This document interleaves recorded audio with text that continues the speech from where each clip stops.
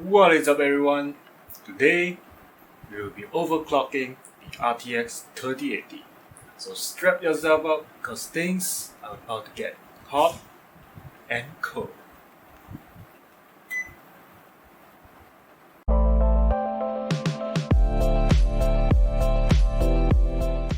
Now, overclocking basically means you're increasing the clock speed of a component to get higher clock speed than what it's designed for.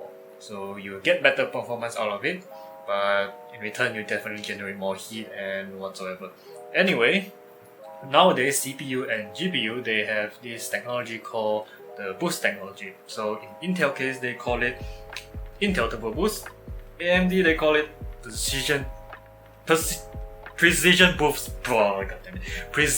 Boost Overdrive. And for NVIDIA GPU they call it GPU Boost. That's simple. Why can't AMD name more simple? So what does this boost do is basically if you are within the temperature limit, the component will overclock itself. So it says like, oh, we are within temperature, we can go higher, we can have better performance out of it. So they clock up. But if you increase the power limit and you are also within the temperature limit, they'll even overclock it way more than the original power limit. So what I'm going to do now is we will run the Port Royal benchmark over here and run it at stop, and after that I'll just increase the temperature limit to let you know how much performance we can get, and after that we will only go and adjust the core clock and the memory clock. So let's do this. Now, the reason I chose Port Royal as my benchmark test is because among the three benchmark Firestrike, Time Spy and Port Royal is the only benchmark in 3D Mark that only tests the GPU. So we won't be running any CPU tests, we are purely on GPU. And also it gives you scores in every test so you can get a clear idea and clear comparison on each run. I mean, ain't nobody gonna stare in a furry donut for the entire video, right? Okay, I know if you want to test the stability of your GPU overclocking, you're supposed to use Firmark or Heaven. I mean, this is way cooler, right? You can stare at this whatever spaceship, ray tracing. It's definitely way cooler than staring at a furry donut. Okay, we have a score for our stock Port Royal run, and the score is 11,279. So you can see, I know you can see, okay, from what I see here, at our highest core clock we have it's 1935 megahertz, and during the entire test run we are fluctuating at around the 1875, and the lowest we dropped was 1860. So as our temperature was slowly rising, the core clock itself will keep fluctuating because due to the temperature limit, the closer your GPU is to the temperature limit, it will slowly clock down itself and clock out again depending on the situation. So if I increase my temperature limit here, technically I should get a better score from here, and also I'll be switching my GPU location to get the maximum airflow I can in, just so I can keep the temperature low, and just to show you that by keeping your GPU nice and cool, you will get better performance out of it. Now I've mounted my GPU sideways with the side panel open, so we can get all the air into the GPU and even crank up my AC to the maximum. And we managed to cool down our GPU to 39 degrees before running any tests. It's dropping to, it's around 38 and 39 at the starting temperature, okay? Just now before that the starting was around 50 degrees Celsius, so that's a lot. So in MSI Afterburner, so what you can do is there's a bunch of sliders here. We have core voltage, power limit, temperature limit, core clock, memory clock. So normally core voltage, there's no solid evidence on what does the core voltage do. Some say increase the stability, some claims that if you max it out it somehow lose the stability, but I'm just gonna leave it untouched. And power limit, I'm already at 100% because for some reason I think Nvidia, they have some drivers or BIOS update for the AIB partners, because due to some stability issue they won't allow us to change the power limit for this particular card here. So temperature limit, I'm at 83 right now, so I'm just gonna crank it up all the way to 91 degrees and take it. And let's run another test for Port Royal, shall we?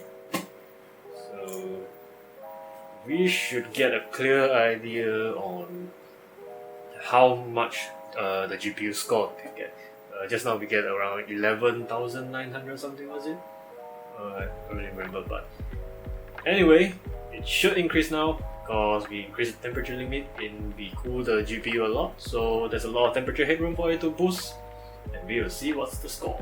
Okay, we have our result. It is 11,541 compared with the previous score of 11,279. That's around 270 of difference. So see, without even messing with the core clocks, just by keeping your GPU cool, you can basically improve its GPU boost. So from this graph here, if you remember just now, my GPU boosted at a maximum of 1,935. That's the maximum core clock I got. But right now, just by cooling it down, the maximum core clock I get is 1980 megahertz. That's 1,980. So you understand the concept, right? You means that the GPU, it has a lot of temperature headroom for it to boost higher. So if it boosts higher, it gets better performance. That's simple. So right now, since I can't lower the temperature anymore, I'm not messing with liquid nitrogen here, or am I using air conditioner and blasting it directly in the GPU. So what I can do now is only increasing the core clock from this software here. So I'm gonna directly start with 100 here because I know this card can go 100. I actually tried it beforehand. Usually we start 50 and slowly increase at the interval of 10 until it starts crashing, then you tone it down so to get the best stability. So we go 100 and we should run another Port Royal benchmark.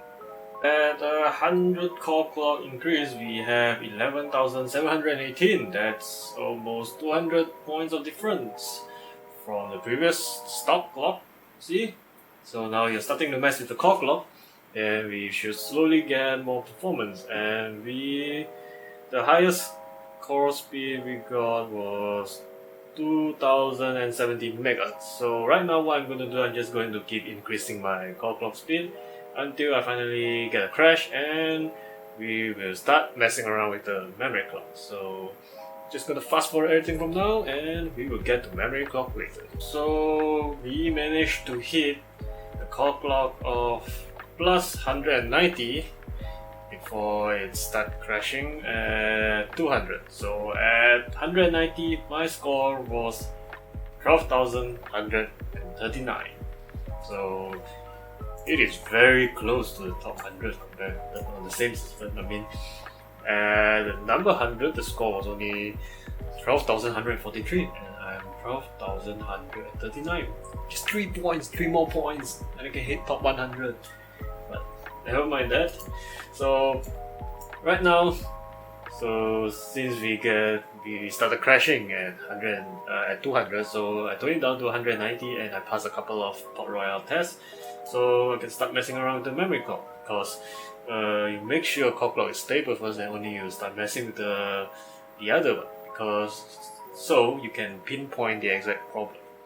So before that, so just because I passed Port Royal doesn't mean I'll pass all the other tests, even on games, because different benchmark or stress test, the way they render stuff, it's a bit different. So you may want to test on multiple games or use other stress testing software to make sure your GPU is 100% stable. So if it's not stable, just tone it down a bit until you get it to run at all your games with maximum stability. So right now, memory clock, in this case I don't think the memory clock will actually improve a lot my score, but we can try out, shall we? So usually for memory clock we can go 100 right away, and we go with 50 intervals. So 100, and let's run another benchmark for Port Royal and see if we actually improve our score or the exact opposite. So I didn't just go 100 on my memory clock, I kinda tuned up all the way to 250 on the memory clock before it started crashing at 300. So right now my score is 12,171, and in the results from all over the world, coding that is using the Intel i7 9700K and the RTX 3080, I'm ranked 84 in the leaderboards. Yes, ranked 84 across the whole world. That's top 100, man. I'm very excited because my name, Combustible Roti, is in the leaderboard. That's right, you can check it out. i7 9700K, RTX 3080, score of 12,171. My name is in there. So I'm very glad because I'm very excited to know how to say. So anyway, that's all for the overclocking today, and like I mentioned before, this is not your final settings for your overclock. You still need to run a lot of games, stress tests, whatever, to get the final stability for your GPU. So, but right now today I'm just going for high score for this leaderboard. So that's the highest I can get, and that's all for today's overclock. So anyway, next week I'll be talking about DLSS, and make sure you subscribe and enable the notification button so you won't miss out about what is DLSS, and I'll see you in the next video. Good night.